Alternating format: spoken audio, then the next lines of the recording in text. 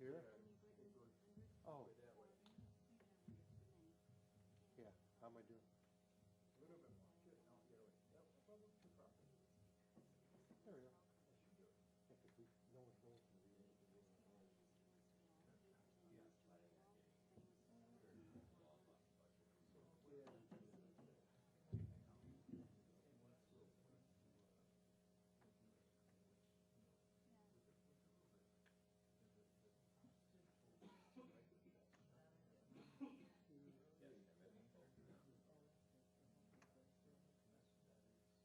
There is a difference between lithium and lithium ion.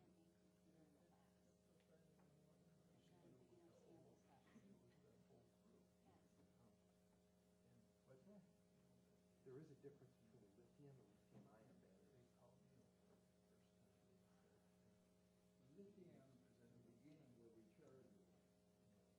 These are not rechargeable. Talking about 2 and The main difference between lithium and ion. You had to recycle those, right? Oh, yeah, you don't have your Pulitzer pictures anymore. Or not. Yeah, I know yours is usually your stuff. Were you gonna know your price? If I was, I probably would start doing it myself.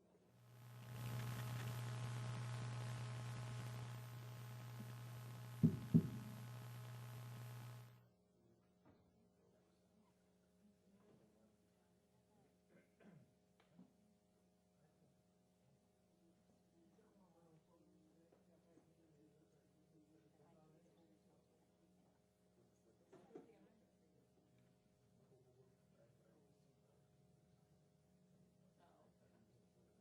Unless you wanna upgrade, but I'm happy with if it. you like Yeah, your tell you the truth, Ford, I really, bring it for $50, I bet you.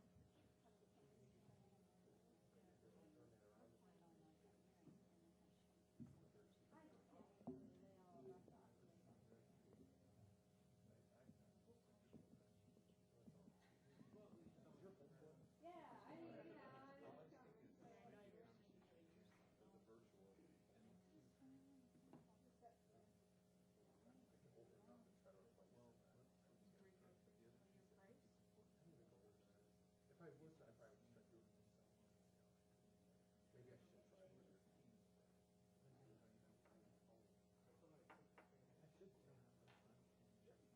gonna go for it, I would get the same one. But at the moment, I'm like, doing the shop. Search, So,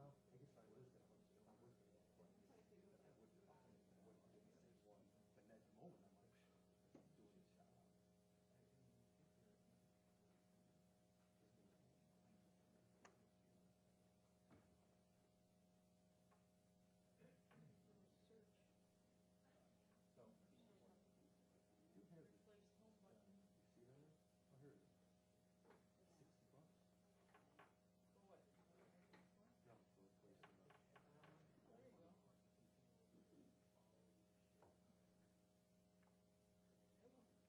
How's it Go going? for the strict discount. Huh? How you doing? Good, how about you guys? Hey, what's going on? Keeping busy, it should be a quick one. Oh, yeah. But you know who knows, maybe might be here a lot. No, no, no, no, there's no agenda.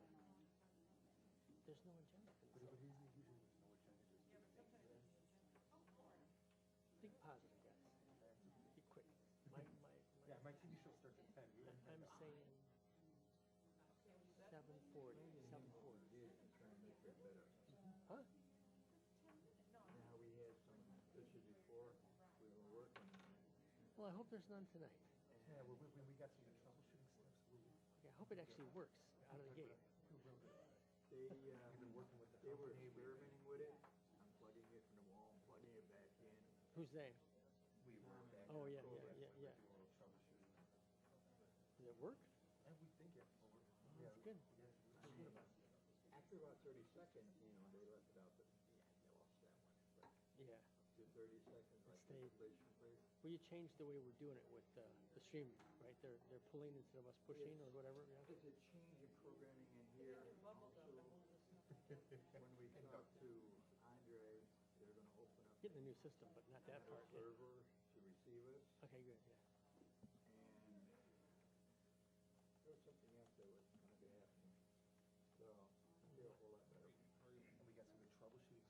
There you go. We can sell. I'm gonna log in shortly and we'll see. But you know, when you jump on, it's gonna crash. Exactly.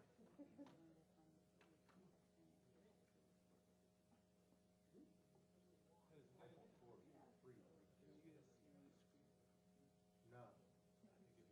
Yeah, we have an ant. It's right above you. I didn't even see. You're the ghost. The ghost.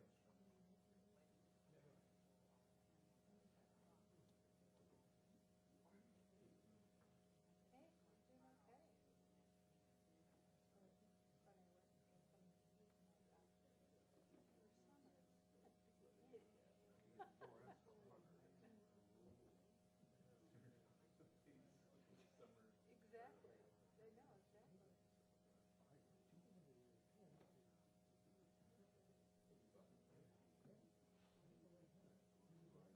Yeah, you're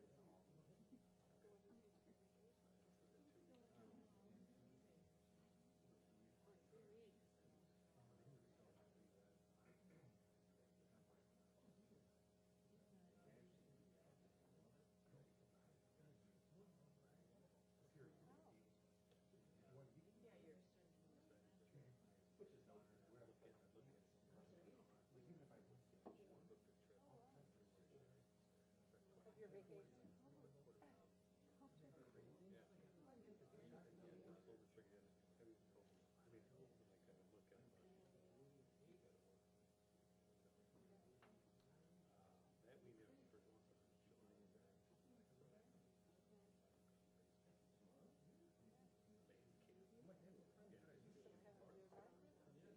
Or what's going on? we've done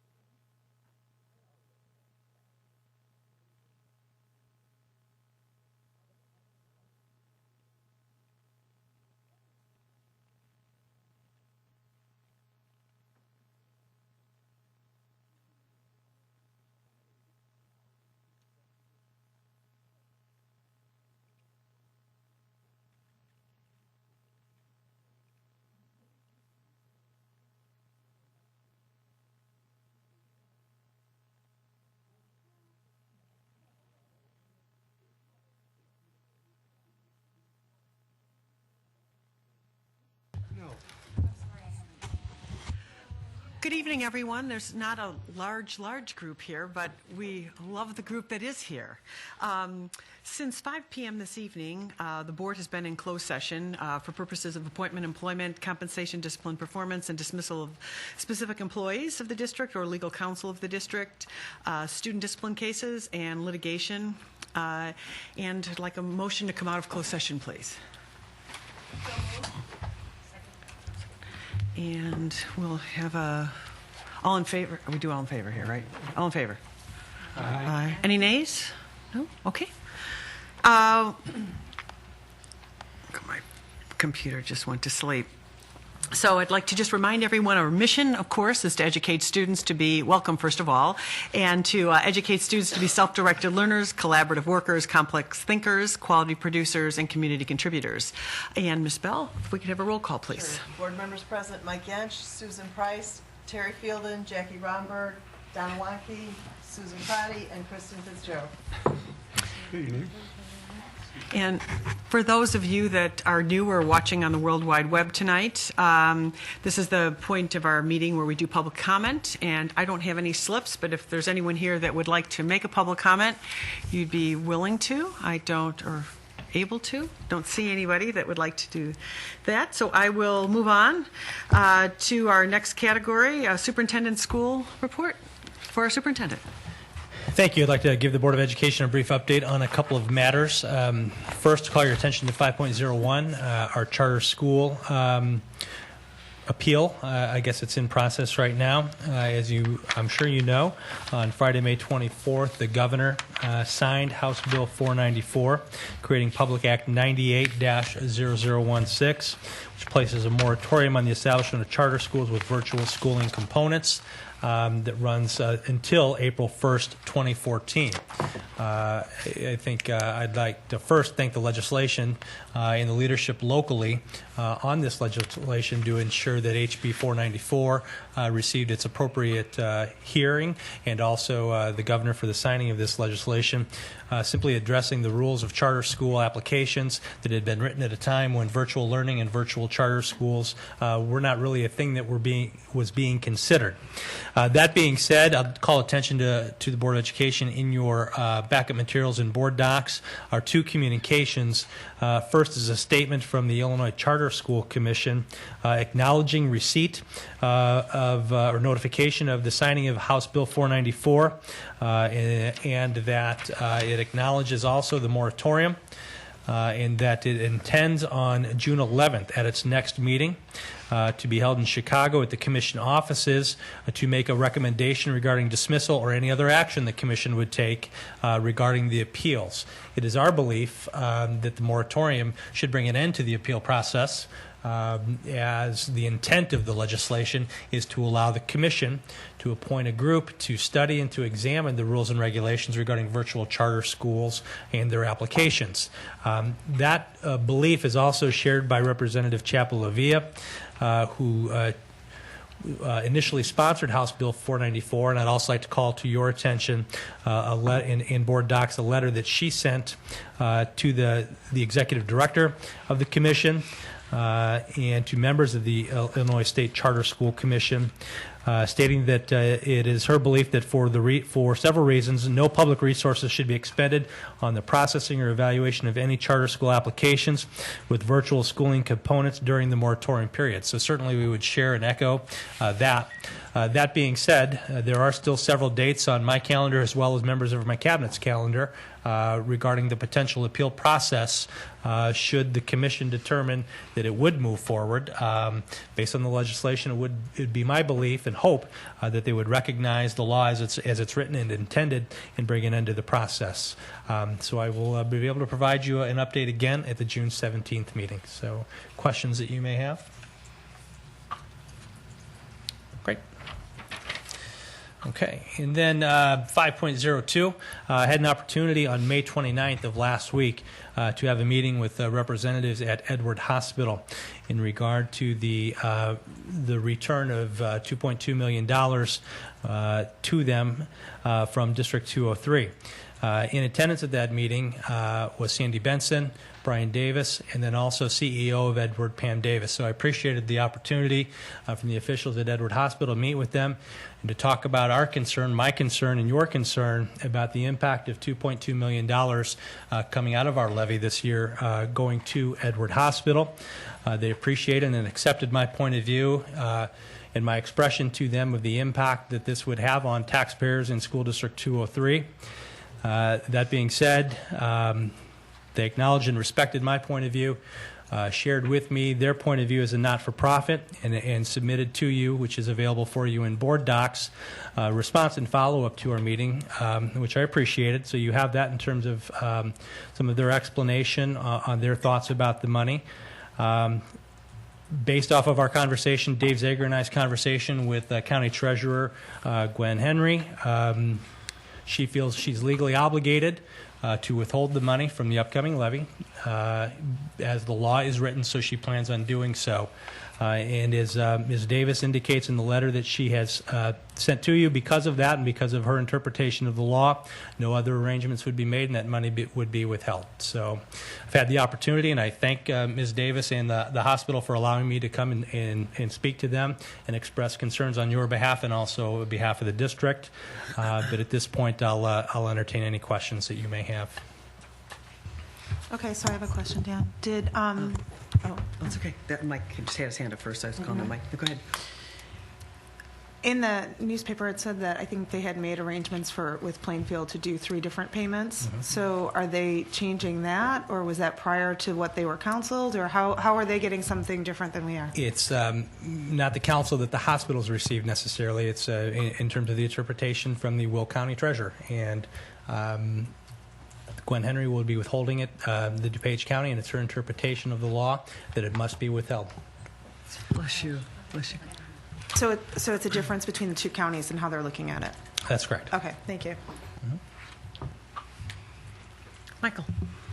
Okay, well, as I've said the last couple meetings, I'm still extremely disappointed that Edward apparently isn't going to give any ground on taking this money. I mean, I fully understand that they're legally entitled to the $2.2 million. After all, the Illinois Hospital Association lobbied long and hard to slip this benefit into a seemingly unrelated bill, but with very little public input, and that's unfortunately the way things seem to work in Springfield. I know Edward, looking at their tax returns, has spent hundreds of thousands of dollars lobbying the last several years. I'm sure if you take all the hospitals involved, it'll be millions and millions of dollars lobbying to get this benefit in there. Unfortunately, we taxpayers and school districts don't have that kind of resources, so perhaps this whole thing was a foregone conclusion. And it is certainly a great deal for the people who aren't aware of what they got. Is basically they get to any charitable contributions or services they provide, they get to deduct from their property taxes. I know if most of us had that deal, we'd be making a lot of charitable contributions. Unfortunately, we wouldn't have a lot of money to operate with. So, but let's be clear. We legally and responsibly collected the minimum necessary property taxes to continue our fiscally prudent financial plan going forward, while also abating, I might remind everybody, $3 million per year to our taxpayers for the referendum debt levy. Now Edward is going to go back retroactively to take back $2.2 million that we legally and I think conservatively levied. So bottom line is this money is coming out of our property taxpayers for this year's funding. And we either have to make it up with additional taxes to our community or take it out of our budget to our students. I don't think either option is very good. Personally, I would like to see, and I know Mr. Bridges has brought this possibility up to Edward, that they somehow return the money to the students. I'm not sure this is going to happen unless the citizens of Naperville ask for it. I mean, this is a very wealthy corporation, and I think most taxpayers would agree that they don't need the $2.2 million, take the $2.2 million from our kids when they look at the numbers. Edward's representative has said it's unfortunate when I bring up their publicly available financial numbers, and I can guess why he thinks that. Because I don't know that the community realizes how much this company actually makes and spends. All this data is based on what they call the IRS Form 990s. Not-for-profit has to file this, which basically exempts them from income tax. The last one that's been filed was for the fiscal year that ended in June 2011. For some reason, the one that ended a year ago is still not available. But even 2 years ago, this is a corporation that paid its CEO over $2.1 million in total compensation. To put that in comparison, if you look at the Red Cross, which has 6 times the revenue and performs services nationwide, their CEO and president makes less than a third that much. This is a corporation with 9 vice presidents that in 2011 averaged well over $300,000 apiece in total compensation. So a third of $1,000,000 each. This is a corporation that the same year took in $2 million in donations, and which was just absolutely floored me. I don't know that the people donating all this stuff to Edward realized that they, 2011, 2 years ago, had a $300 million investment portfolio in publicly traded securities. And that was 2 years ago. The stock market's done pretty good since then. You know, in the end, if the community is okay with this, what I consider a very wealthy institution, taking this money from the district, then we'll deal with it. But once again, reaching out to the taxpayers in this community, if they think they have enough money and it should be returned to our students in some form, then would hope that you let them know your thoughts. And that's the last I'll say about it. Susan. I think what really got my goat when I read this was the part that says we have earned our tax exempt status by providing nearly $100 million in community benefit. Because I'd like to say that as a school district, by not taking the full amount of our levy every year, that we have, you know, we could say the same thing, and we would never dream of saying something like that. We provide value for what we do and what we take, and it's just, Mike, like you said, when you look at what their CEOs paid and you look at what they have sitting there in their portfolio, and they're a great part of this community. And, you know, we appreciate them. We appreciate all they do. We appreciate the things they do for our students and for our staff. And, you know, it doesn't change any of those things. It's just so frustrating to realize that retroactively they can go back and take that money right out of our students. And, you know, the community needs to complain or say something or write letters or do something and let them know that you're not happy. So, just my thoughts. Conversation, Mike. I'm sorry. That's okay. Terry. Wait till you turn your back on me. Then. I hear very clearly what Mike and Susan have said, but the bottom line is they wouldn't be taking the money back if it wasn't legally possible for them to do that. And I think the most alarming thing for me is the state considerably, they always approve funding for education throughout the year, and they'll approve it at 100%, but then back it up to 89%, and the state continually does that and takes money away from school districts. And I'm seeing it as this is an opportunity for legislative action that took the money back from us, but in a retroactive basis. If they legally couldn't do it, Edward wouldn't do it. And I think it's more of a case of the state taking money out of our pocket and not allowing us to recover it than it is Edward taking action to get the money. And I understand the lobbying aspect, and I understand what they're doing, but I think the legislature has to take some responsibility in it too for passing the law and allowing it to happen. Any other comments about the subject? Thank you. Michael, Terry, and Susan? Okay. I would, usually in our business meetings, we talk about reports, committee reports, but it's come to my attention, we have a very respected senior administrator who's leaving, and there was a end-of-the-year picnic on Friday, and a number of board members couldn't be there because of other commitments. The person I'm speaking about is Mr. Zager, and it's come to my attention that there's going to be 2 board members that will not be here at our meeting in 2 weeks. So if I can have everyone's indulgence, I had a couple of thoughts I wanted to just make, and then everyone can say what they would like to say about Mr. Zager. But I had to write these down because this was not easy for me. I've known Dave Zager along his whole tenure here as a community participant and as a board member. First of all, thank you, Dave, for all of your many years of dedication to our community and to our students. Your commitment to the financial well-being of the district is invaluable. You ensure that our students can get a world-class education. Those who have known you best are so grateful for your integrity and your professionalism in everything you do every day. Our district community is losing an incredibly passionate public servant, but you have left an example for those that will follow you. I personally will miss you very much. Thanks for all you've done. It wasn't scripted, but finding out, it wasn't planned to talk about tonight, but two people weren't going to be here. And You'll be at the next meeting. You'll be at the last meeting. Okay. we're the problem.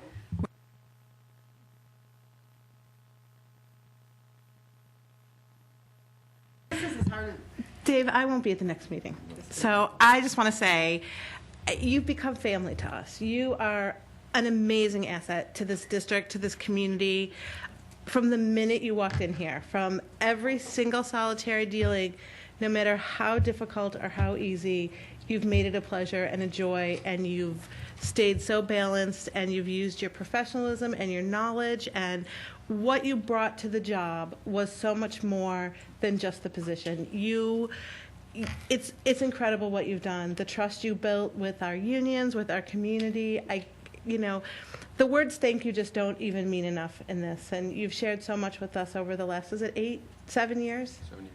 And I mean, it's been every time I have the opportunity to work with you, I'm thrilled for that opportunity. I know that I'll learn something. I know that our group together is so much better with you being a part of it. And I just, thank you feels so hollow because it doesn't even feel like the right thing to say, but you've done an incredible job and brought so much to our district, to our community, and you've left an incredible legacy of financial integrity here. And so I just want to say thank you from the bottom of my heart and from the community. So thank you.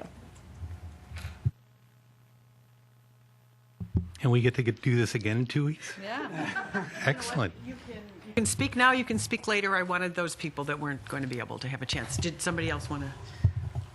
Yes, Donna. So I just want to say thank you, Dave. We've known each other for a short time, but you've taken the time to go through the budget and answer questions. And I, as Susan, won't be available for our next meeting. So thank you for your patience as you are finishing your tenure, but then still having to train new people along the way. So I appreciate your patience and your time that you spent with me. So thank you.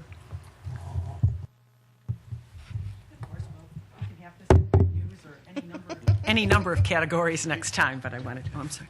Oh, sorry, Kristen. Sorry. I will be here, but I still want to take the time. I'll speak both times. No, I also want to say thank you. I'm also a new person here, and over the past couple of months, I have really appreciated all of the time that you've taken, and also your patience. And frankly, I've been super impressed with every dealing that I have with you. Just looking at all of your knowledge of the many factors that impact our financials that aren't numbers, that are legislation, that are other kinds of things. It's impressive, and I'm sorry that I won't get to work with you longer. So thanks a lot for the time that we've had. I know this isn't easy for Dave, and now we've drawn it out over 2 meetings. The poor guy. He might be the one that has a personal commitment on the 17th in the evening. Okay, would anyone else like to speak this evening about wonderful day? Okay, we will move on to our next agenda item, the consent agenda. Please, for a motion, please. I move approval of the consent agenda as presented. Second. Spell? Fitzgerald. Aye. Wanke. Yes. Fielded. Yes. Romberg. Yes. Yench. Aye. Prati. Yes. Price. Yes. Motion carries. And I have a very sleepy computer here today. Our next agenda item is the budget. And let me just go through. The first time we talked about the budget was on May 6th, and that was to approve the tentative budget and the 30-day public display in the hearing notice. And then we've talked about the budget at our last meeting on May 22nd. We'll speak about it tonight. And then at our board meeting in 2 weeks on the 17th will be the culmination or the public hearing and adopting, if everyone's ready and has had their questions answered, the 2013-2014 budget. So with that being the kickoff, I will turn it over to you. Well, we did have, as Mrs. Romberg talked about, we had the budget introduced on May 6th. We have last meeting and this meeting for any discussion opportunities, and then on the 17th, the budget is scheduled to be adopted. At the June 17th meeting, we'll have a short presentation and a public hearing. As we talked about last time, the budget is about $253 million total. About $243 million of that is the operating budget. We've introduced in this budget the first part of our all-day kindergarten introduction. We'll have that at 7 elementary buildings in our district out of the 14 elementary buildings. We've got about $2.1 million in one-time capital costs, about $6.4 million in building construction costs included in this budget, and the average taxpayer is paying about 3% more to the school district compared to last year. And as we've talked about before, the district is really reliant on property taxes. About 84% of our revenue comes from property taxes, about 8% from the state of Illinois, and about almost 3% from the federal government. So with that short introduction, if there's anyone from the Board of Education that has any questions or comments, certainly feel free. And again, there's no action on the budget this evening. These are just questions. Donna. So when I did meet with you, we had a chance to discuss a few questions that I brought that came across to me from the community. And one of them was that you answered so nicely. I'd like you to answer for everybody.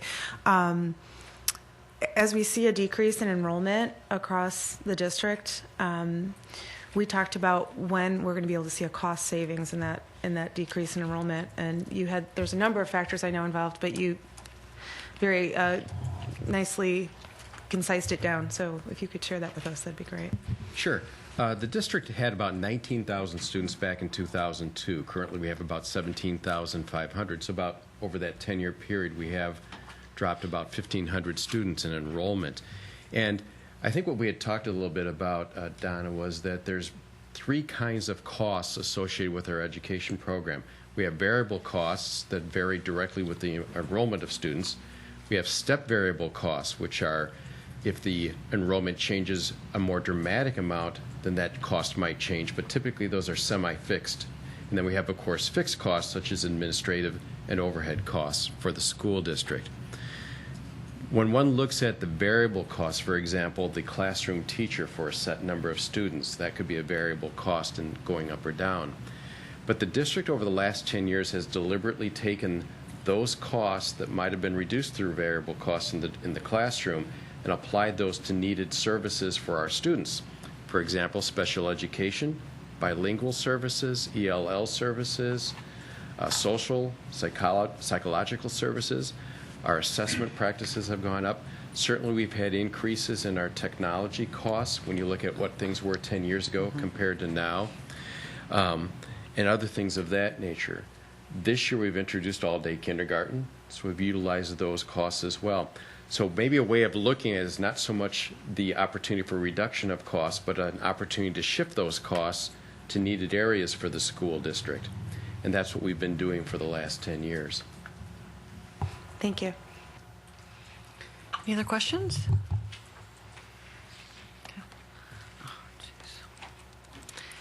And then our next item that we have on our agenda for discussion, also without action, is the first reading of Policy 510, Equal Employment Opportunity and Minority Recruitment. I'll do a brief overview for both 7.02 and 7.03, which is the equal educational opportunities for students.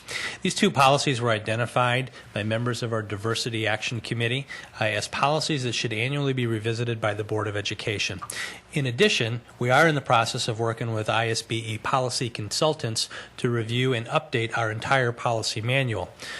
So as part of our diversity action plan, we're bringing before you for your review, for your first reading, both these two policies, which were identified by the Diversity Advisory Council as policies for your annual review. So in board docs, you have a copy of the current policy, but then also the proposed changes, which which represent the most current model policy by the Illinois State Board of Education. It was proposed to us by the policy analyst at the State Board of Education and has been reviewed by our legal counsel. You'll see that most of the significant changes, which are outlined, identified in red on the proposed policy, are a reflection of changes in law, state and federal statute. And so for each of the classifications that are referenced in this policy are expressly protected under state or federal statute.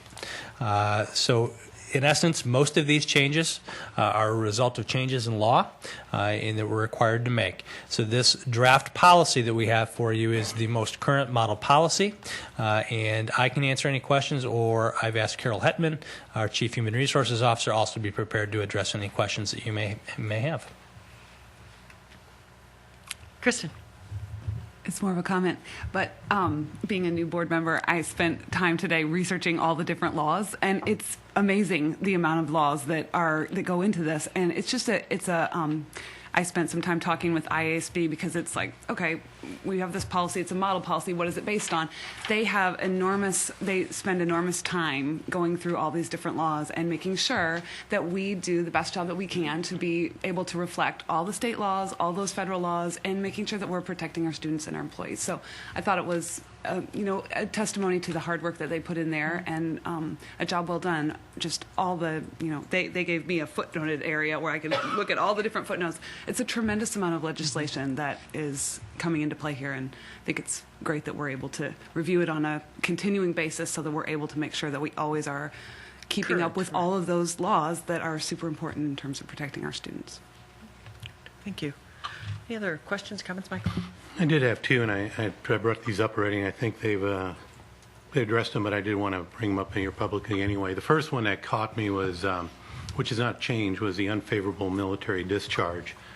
And at first, when I read that, it really surprised me because I found it hard to believe that you can have a dishonorable discharge, which, for the civilian world is at least the equivalent of a felony.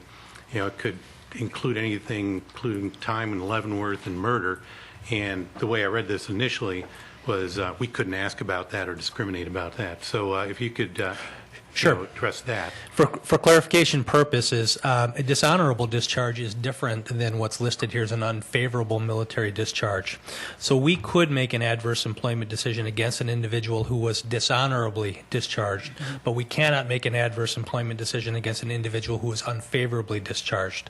This policy is guarantee, or this policy comes as a reflection of the Illinois Human Rights Act. So there is a difference between when you look at it, unfavorable and dishonorable discharge. Yeah, because it gets complicated because there's also something called a bad conduct discharge, less than honorable discharge, and there's so many of them. And I know you talked about the re-enlistment codes. So, I guess the big thing is for the people that are doing the hiring, if they do see something, I hope they ask the right questions without violating anybody's right, but also, as Kristen pointed out, that protecting our students and our staff. The other thing is for the order of protection status, which is a change, perhaps you can explain then what that exactly entails. I can ask Carol to speak to that one if she's prepared to. I'm not sure about that one. The order of protection status comes as a result of, I'm not sure which of the legislation, but it has been reviewed by our legal counsel. So, Carol, I don't know if you...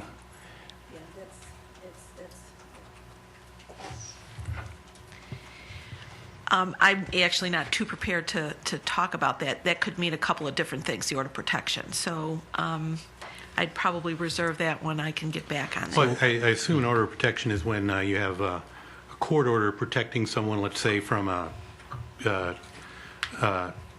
spouse that was used violence or a violent spouse or something like that. I'm not sure, and I guess my question would be, because I asked about the semicolon, but there's more to it. Was we've got that all right? Does it protect the person who is kept away, or is it just the person who's protected that is protected? We'll have to get that clarification for you from our legal counsel prior to your action on the Yeah, someone- 17th. President, Kristen.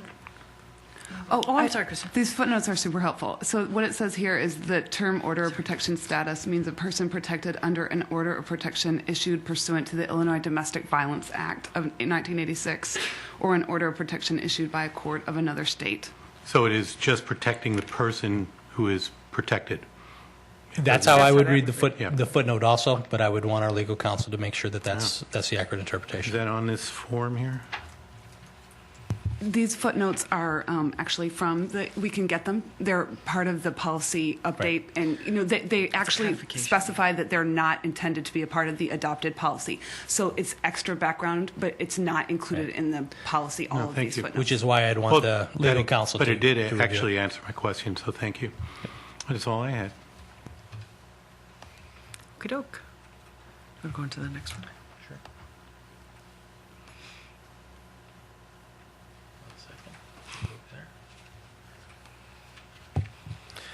Okay, so again, I won't repeat the summary introduction that I have given regarding the purpose for this change, but it comes from our Diversity Action Council, which asks that we review this policy annually, and this too represents the most current Illinois State Board of Education model board policy, has been reviewed by our legal counsel, and is found to be compliant with the law, and not answer any questions that you have at this time. Questions? I found it kind of interesting. They cross out things that they just added the exact same verbiage, and I'm thinking, really? But anyhow, so be it. Different order, though. Yeah, right. So, Could you address the age part? Because I know that there are age limits on education. Can you Well, specifically? finishing, isn't it 22 that you have to finish, that you have to finish if you were a super senior kind of thing? It's not like you can come back when you're 37 years old and Right. we would be required to still educate you. Right. I'm going to have to ask for a legal opinion on that Okay. in terms of specifically what they're referring to with our students. You're right, because there are compulsory attendance ages, and so I'll ask for our legal counsel to give an opinion in terms of how that may or may not be. And so many contradictory. parents want to start their kids early Right. or, do other things. So that was just something. So thank you for checking on that one. I'm sorry. Any other questions on the equal educational opportunities? And we'll see that again and vote on that. And our next item is the employee self-funded medical plan, which I know we'll get a little bit of an introduction to. Okay. I'm going to let Dave go ahead and introduce this. Sure. Our medical, prescription, vision, and dental plan renews October 1st of every calendar year. So their next renewal will be October 1st of 2013. We have a committee made up of the association, so we have our 4 unions that have representation on that committee. We have administration on that committee, and then we have a insurance consultant from Group Alternatives Incorporated that meets with us regularly as well at that committee. The committee is recommending a 5% increase in our contributions for both employees and the employer for October 1st, and no other changes to the plan. You might recall last year we made some significant changes to the plan benefits. Those have resulted in some savings, and in fact, it's actually a greater savings than what we had anticipated, particularly in the area of our prescriptions. As a result, our surplus has gone up this year. We project it to go up. We won't know until the end of September. And I renewed the projection that's on the last page of the document. And where we had anticipated that we would draw that down to our 30% reserve level by 2015-16, I would now anticipate it would be 2016-17, so an additional year before that surplus would be drawn down to the reserve level. Again, this isn't anything to be concerned about because we want to draw it down to that reserve level, but it actually extended it out a year further than what we had projected last year. With that, we would have a 30% reserve level, which would cover the IBNR, which is the incurred but not reported claims, because there's that delay between when someone might actually incur a claim before it's reported to the insurance company, before it's paid out. And there would be an additional 5% reserve to that as well. No other changes. However, we also had significant discussion about the Affordable Care Act implementation. A lot of that happens in 2014. So I listed 4 issues in the memo, and some of the discussion we've had so far revolving around those issues. So that's something that one of the reasons for possibly maintaining the kind of reserve we have is because of the uncertainty within the implementation of that act. So we will be asking the Board of Education at the next meeting to approve this change, the 5% increase. And if you have any questions right now, or if you have any between now and the next meeting. Any questions? Any questions from anyone this evening? Michael? When you talk about potential changes, those changes wouldn't take effect till October of 2015 at the earliest? October of 2014. So the potential changes are not for this current plan year, but would be for the following plan year. But we need to start having those discussions in our committee now so we can prepare for them.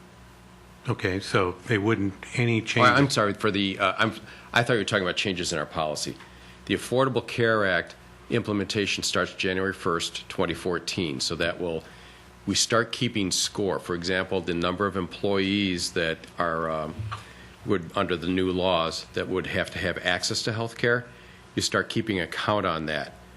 So while you're keeping the count, the actual payment for the head tax, for example, is until 2015.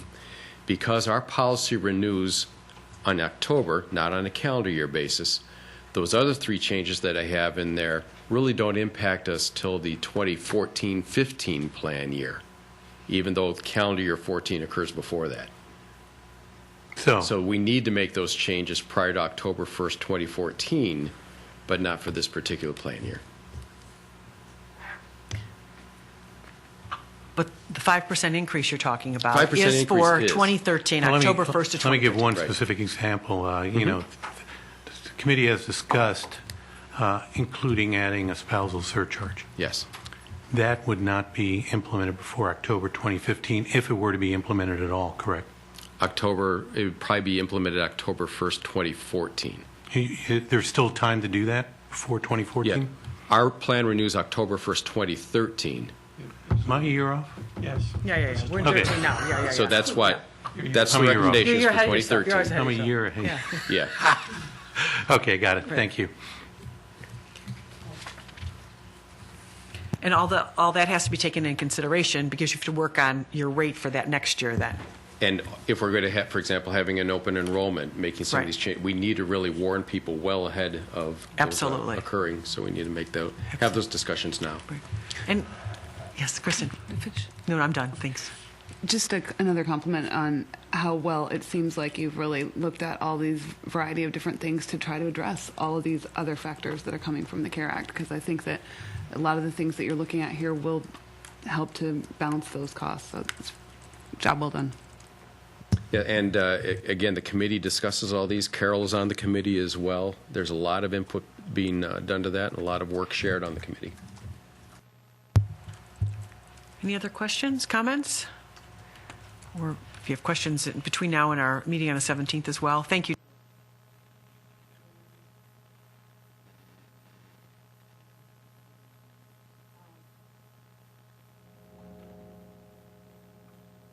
We knew this. Sorry, everybody. This is really tired computer. Okay, and the next thing on our agenda is scheduled events. If everybody, I think we're community relations and others have really populated this through the beginning of next year. Thank you. It really helps all of us. We knew this was going to be kind of a short meeting. I will look for any other comments on scheduled events. Yes, Julie. The Volunteer Leadership Kickoff, which is listed on September the 5th, is a date that may be moving back a week to August the 29th. Okay. You'll let us know when you know. I will let you know when I know, but Perfect. It's in conflict with a religious holiday, so we'd like to move it back a week. Sounds great. Thank you. You let us know when you know. And And are you going to call attention and do something, or am I? I'm the let you do that. Oh, cool. Okay.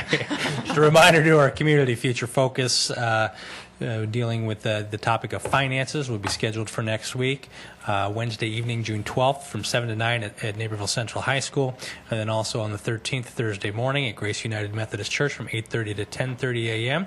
I know those are summer dates and our calendars get full and busy, but I would strongly encourage you to continue to attend and participate, and we look forward to continuing to receive your input. And after that, that's the only summer one. The other one is in September. So everyone, it's not summer reading. It's not some new summer program. Everyone September has to and sign then up for November, it. correct. Right. Okay, and thank you so much again for getting all these dates out there. And I am going to ask for a motion to adjourn, but I wanted to let everyone know we are going to go back into closed session. So let's do the motion to adjourn and... Oh, that's right, we don't adjourn, okay. So we need a motion to go back into closed session for purposes of appointment, employment, compensation, discipline, performance or dismissal of specific employees of the district or legal counsel for the district. So moved. And we need a roll call. Wanke? Yes. Yench? Aye. Prati? Yes. Price? Yes. Romberg? Yes. Fielden? Yes. Fitzgerald? I don't anticipate having anything to report after that closed session, so thank you.